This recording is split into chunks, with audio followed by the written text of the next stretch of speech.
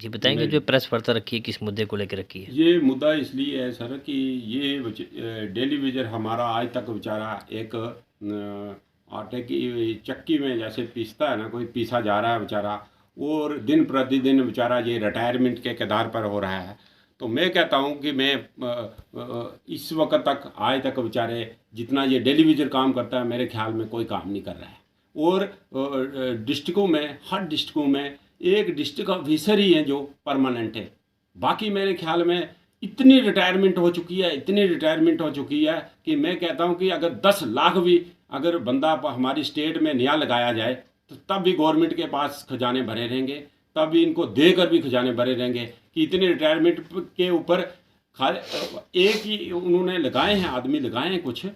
सारे चोट की तहत पर लगाए हैं, बाकी कोई भी वो 2% लगाए बस, बाकी कोई भी नहीं लगाया है। तो मैं कहता हूँ कि मैं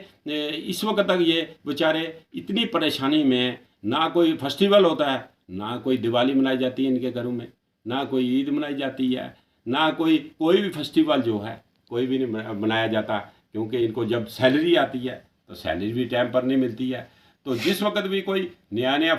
ऑर्डर होता है, भाई इनको ये चेक करो जी, ये किसने लगाया जी, ये कहाँ से आया जी, ये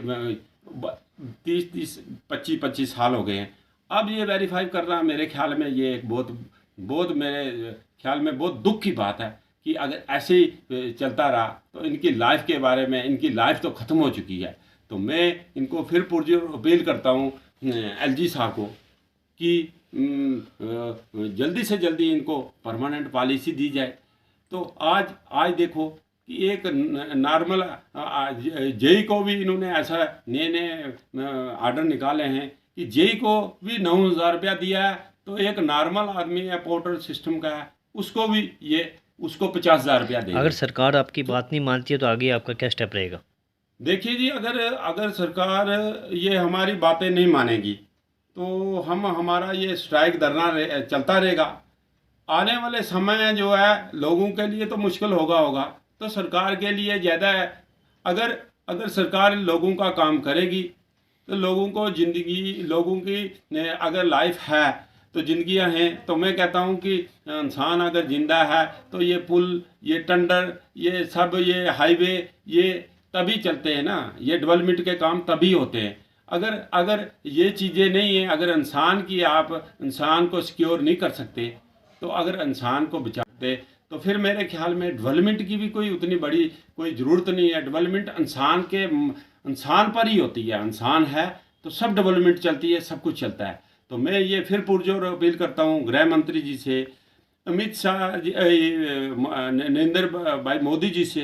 ये चीफ सेक्रेटरी साहब से और गवर्नर साहब से पुरजोर अपील करता हूँ कि जल्द से जल्द ये विद इन डेज में, मैं कहता हूँ कि अभी टाइम कुछ रहा नहीं है, ये उलझाने वाली बात नहीं है, अभी दे देंगे, दिन देंगे तो उससे काम चलने वाला नहीं, इनका ऑर्डर परमानेंट किया जाए जल्द से जल्द। मैं फिर पुरजोर अपील करता हूँ। तो बाकी ये है कि अगर आगे भी अगर ऐसे रहा तो हमारा ये सिस्टम, हमारे लोगों का सारा सिस्टम बिल्कुल ख़त्म हो जाएगा। तो मैं कहता हूँ कि उस चीज़ को बचाने के लिए एलजी सरकार को रिक्वेस्ट है कि ये हमारे विद इन डेज में, अगर एक दिन में, अगर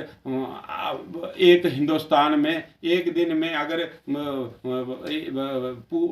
पूरी अगर काउंटिंग पूरी हो सकती है, एक दिन में हिंदुस्तान की काउंटिंग हो सकती है, तो मैं कहता हूं कि डेली विजनों का 61,000 का जो है ऑर्डर बनाने में कितनी देरी है और कितनी देरी लगती है। मेरे ख्याल में 1 घंटों में सारा काम हो जाएगा, घंटों सेकंडों मिनटों में हो सकता है, अगर सरकार सेंटर की मंशा रखे या स्टेट के हमारे एलजी साहब हैं, अगर ये अगर सोच विचार करें, अगर ऑर्डर करने की ये सोचें कि भाई मैंने ऑर्डर करना है, परमानेंट करना है इनको, तो मेरे ख्याल में कोई टाइम नहीं है, वो कोई टाइम होता ही नहीं है, तो वो मिनट सेकंड में हो ऑर्डर हो जाता है। तो इसलिए मेरी फिर गवर्नर साहब से पुरजोर अपील है कि ये जल्द से जल्द इन डेली विजनों का ऑर्डर